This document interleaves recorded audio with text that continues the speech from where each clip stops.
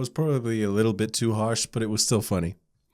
At least I thought so. When I chose that intro, it was because Bitcoin dominance was at 36%. Bitcoin was in the red. And I was going to say, don't worry, it's not going to last. It's not going to be like this forever, although this is not financial advice. These things operate more in waves, I feel, more than anything else. I feel Bitcoin is overdue for some traction, but we'll see. 10% in a day. It's already here. Many altcoins is also getting plenty of love. Ethereum, Cash, just check it out. Archain, Aeon, what the hell? Ethereum is up 17% today. A new all-time high was achieved, at one point even surpassing Ripple to be the number 2 again. Why? Well, Science Guy, that's his Reddit name. He's a prolific technical analyst, price guesser, makes posts, is usually correct, said that Ethereum was going to $1,000 in the next day or two. Should this mean a thing to you? Well, maybe not. But anyway, there is reason for the price action, potentially due for a run-up anyway. But onto some developments. Casper, the network upgrade, was deployed on the Ethereum testnet recently. This is getting a step closer to having a proof-of-stake, completely proof-of-stake model on Ethereum. There is also expectations that the CME is going to list Ethereum futures like they did for Bitcoin in the not-too-distant future. VeChain is having, or had, I don't even know anymore, a live stream with their CEO on their YouTube channel today. You can check that by going to their social, going down here, clicking on the tweets. It's here. But there is more important news than that. They have announced a new partnership with a healthcare company valued at $6.5 billion. Not bad. As the article that was released says, they will be utilizing VeChain for proof of origin, proof of authenticity, and supply chain management. Stellar is number 9 now. Got listed on a new exchange today. OKX. Lots of exchanges have X in the name. Tron pumps as well. 37%. One of the biggest gainers for today. For a market cap that high. Why? Why? I will tell you why. It's crypto dogs. I'm only part joking, as per usual. This could be huge. This could be Crypto Kitties huge. Yeah, it's a ripoff, but hey, dogs. So yeah, it could be Crypto Kitties huge, or it could just be trading pictures of dogs. We'll have to see. In other more substantial news, mainnet release is scheduled for Q1 2018. What does the market care more about? Dogs, mainnet? That's a hard one. That is genuinely a hard one. I'm only part joking as per usual. Anyway, before you get out of here, I know that you're here to know the top 10 coins for 2018. I don't know what the fuck just happened, but I don't really care. I'm gonna get the fuck up out of here. Shit, I'm out. So I will now present them. I know investing can be scary sometimes, especially when you're kind of new to it and then it dips. It can be quite shocking. But if you just keep through, then I think some good things are just around the corner. Rayblox is going to... Okay, wait. First of all, I just let it slip. Oh, I'm not a financial advisor, yada, yada, yada. And also that these top 10 are not sequential. They're just a top 10. You know, they can be interplaced. Well, anyway, in the top 10 is Rayblox. Rayblox uses a block lattice structure, which effectively has solved the initial premise that Bitcoin attempted to do, which was fast instant transactions for little to no transaction fees. It's here in Rayblox. It uses a block lattice structure in which each account has its own blockchain. This apparently requires minimal resources, no high power mining hardware, and can process a high transaction throughput. If it can prove secure, if it can prove that it can scale even with increased usage, then this is a big deal. This is Litecoin. This is Dash. Big deal. At least I think so. Moving on. Ethereum. Wow, Crypto Daily, you're on to some really questionable picks here. Yeah, I know, is an easy one. Simply the most popular choice for decentralized apps as of right now. 2018 will likely see better dApps or decentralized apps than we've ever seen.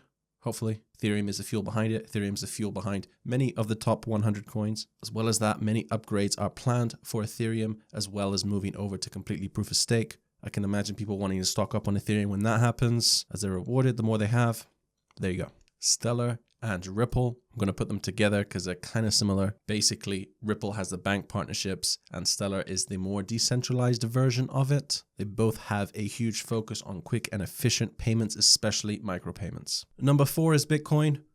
I know, somewhat unconventional now, actually, but strong emphasis is needed on improving those confirmation times and reducing those transaction fees, and Bitcoin Cash stands ready to gain from its failings due to name brand recognition. Plans are in place. However, they're highly complicated and arguments rage whether or not they will be successful. Still the most notable crypto out there, still the face of the blockchain, still the lifeblood of the market, still a coin that you buy pretty much every other coin with. Coming in at number 5 is Request Network. This is a decentralized network that allows anyone to make a request or payment invoice for which the recipient can pay in a secure way. Not only that, when a request is made, trade laws specific to that area are taken into account and taxes are applied as well. When necessary, advanced payment terms can be selected. This, among other factors, make it primed to be one of the first cryptocurrencies to break out into mainstream usage for mobile and retail payments, purchases, processors, blah, blah, blah, blah, blah. Neo. Perhaps the least upward volatile coin on this list, but the potential forerunner for decentralized apps in China, although the team is working on making it more of a global, worldwide coin. They don't want to just be focusing on China. Deep Brain Chain was one of the first ICOs to launch on Neo. It went pretty well. There are currently at least 27 more ICOs upcoming. All it takes is for one of them to be really popular. Remember, you invest into these ICOs primarily with Neo if it's built on the Neo platform. Solid choice and supposed safe bet for a steady gainer in 2018.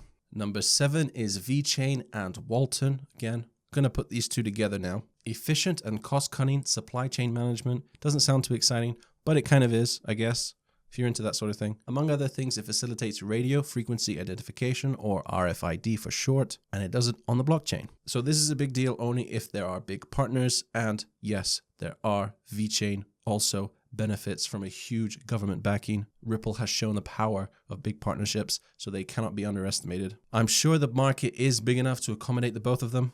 They are somewhat unique in their own regards anyway. Think for a moment how outdated the barcode is.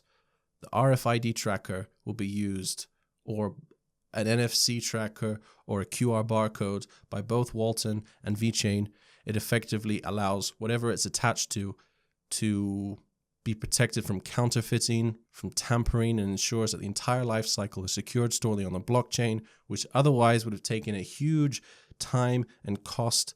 They predict in 5 years, you'll be able to go to a supermarket, for example, pick up some oranges, scan it, see where it came from, how long it took to get there, what it was fertilized with, is it organic or is it not? And there will be more business implementations too, of course. Next up is Enigma, a privacy protocol. You could say Ethereum meets Monero, but it's kind of more than that. It has an MIT-backed development team, and the first platform on Enigma or protocol is called Catalyst. It's kind of a big deal. If you've ever heard of the Bloomberg terminal, it is effectively a financial interface with which professional stock traders use to monitor trading information in real time on the financial markets, and it also enables them to place electronic trades. Like the CEO of that company, Michael Bloomberg, made billions off of that and technology-related platforms. So it's the team behind Enigma's hope that they can replicate that success, but in the cryptocurrency financial markets. So supposedly, Catalyst is a fully featured trading interface that has the ability to interact with multiple exchanges, and supposedly is an amazing tool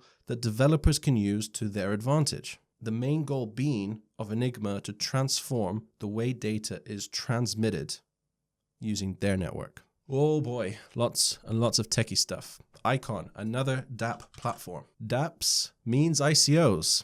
Decentralized applications. It is a front runner, you could say, for the South Korean markets, and they are a big deal in crypto. Icon is fully compatible with traditional blockchains like Bitcoin and Ethereum, and in future can bridge public blockchains such as Qtum, Neo, and many others, and achieve their mission statement, which is hyperconnect the world.